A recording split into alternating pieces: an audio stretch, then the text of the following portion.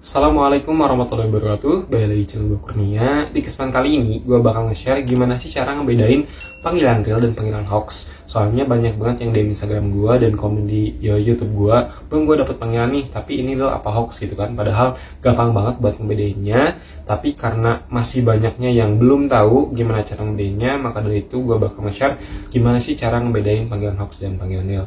Tapi sebelumnya, kalau video ini bermanfaat, jangan lupa buat klik like, share, comment, and subscribe.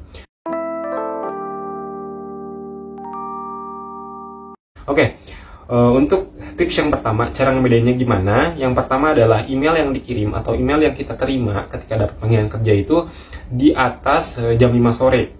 Nah, kenapa? Ketika kita dapat emailnya atau dapat WA panggilannya di atas jam 5, seperti jam 6, jam 7 malam, itu udah dipastikan hoax. Kenapa? Karena HR itu jam kerjanya standarnya itu dari jam 7 sampai dan jam 4. Itu untuk standar operasional mereka. Nah, jadi ketika kita dapat email ataupun dapat WA panggilan kerja secara timernya, secara waktunya kita di atas dari jam 5 sore, berarti itu bisa dipastikan hoax.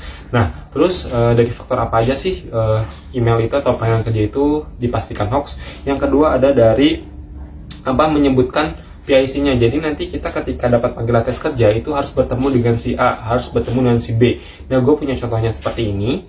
Nah, ini gue dapetin dari teman gue, banyak banget yang dia Instagram gue juga harus bertemu dengan si A, si B, si C. Padahal untuk standarnya yang umum untuk perusahaan-perusahaan yang emang resmi melakukan panggilan atau melakukan rekrutmen itu tidak akan menyebutkan si A nih, kalian harus bertemu si B, si C. Nanti teman-teman kalau panggilannya real itu gak bakal dijelaskan siapanya, teman-teman bertemu siapa atau bertemu HR siapa, itu nggak perlu dijelaskan, cukup datang ke lokasinya jam sekian dan jelas terinci kayak gitu. Nah, untuk yang ketiga adalah lokasi. Nah, lokasi ini biasanya untuk yang real nih, yang real itu dilokasikannya langsung ke PT-nya langsung, atau ke yayasan atau ke BKK-nya itu langsung ke BKK-nya atau ke yayasannya langsung, tidak ke ruko. Ataupun untuk lokasi itu malah dijelaskan kayak tempatnya di gedung sekian, di lantai sekian, harus naik Gojek dulu, naik kereta dulu, dan lain sebagainya. Malah terlalu terperinci banget kayak gitu, berarti itu bisa dipastikan hoax. Soalnya kalau emang perusahaannya bener resmi, apalagi perusahaan gede, itu pasti cukup menyatakan lokasi di PTA semuanya. Itu langsung kalian teman-teman cari sendiri di Google Maps juga bakal ketemu kayak gitu.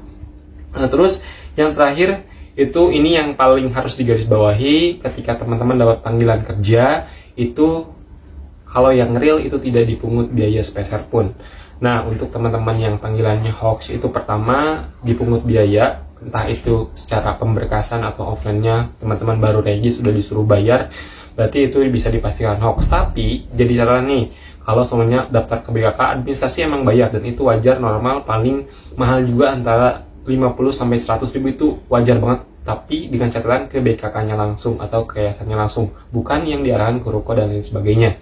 Nah, terus juga ada juga yang gue dapat banget DM-an dan screenshotan teman-teman yang mungkin panggilannya hoax itu tesnya online, PT-nya gede, tapi ternyata harus bayar terlebih dahulu. Nah, itu bisa dipastikan hoax juga. Jadi teman-teman harus lebih cermat lagi, harus lebih bisa memilah lagi mana panggilan real dan mana panggilan hoax. Kita emang wajar sih ketika kita masih belum dapat kerjaan terus menggebu-gebu ingin cepat dapat panggilan kerja, dan normal banget kalau kalian ragu. Tapi fix jangan langsung menentukan bahwa itu panggilannya real, tapi tanya-tanya dulu, milah-milih dulu mana panggilan real dan mana panggilan hoax. Sebenarnya masih banyak lagi ciri-ciri panggilan hoax tuh, mulai dari menyebutkan benefit perusahaan, mulai dari benefitnya ini itu juga hoax, padahal masalah benefit itu nanti dijelaskan pada PKWT. Terus juga ada yang menyebutkan yang tes tuh dapat panggilan kerja tuh sini, padahal kita tuh gak bakal tahu siapa aja yang terpanggil, itu general.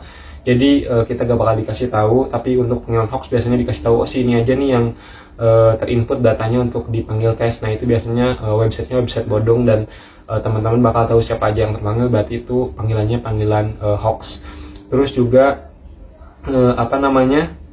biasanya untuk posisinya juga lebih dari satu, seperti operator produksi, terus ke bagian HR, terus bagian staff itu udah hoax jelas banget, padahal kalau panggilannya itu hanya untuk satu posisi.